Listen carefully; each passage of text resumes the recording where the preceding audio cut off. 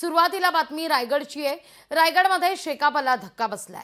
जयंत पाटलांचे बंधू पंडित पाटलांचा भाजपत प्रवेश झालाय। भाजपचे कार्यकारी अध्यक्ष रवींद्र चव्हाण यांच्या उपस्थितीत हा पक्ष प्रवेश पार पडला। अनेकांची मला ऑफर होती, पण गंगा नदीत गेलेले बरे असं ते म्हणतायत।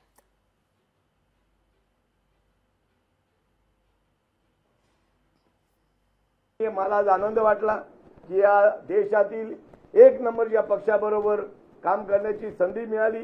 माझे सहकारी महेश बालदी आहेत, प्रशांतजी ठाकूर आहेत, आम्ही एकत्र काम केलं जिल्हा परिषदमध्ये।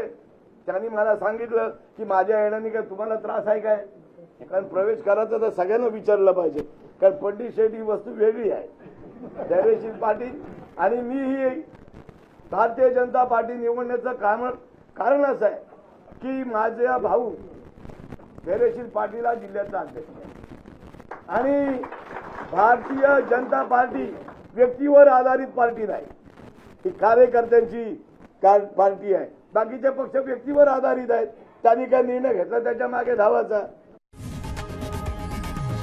लोकशाही मराठी ऐका, पहा, जागरूक रहा।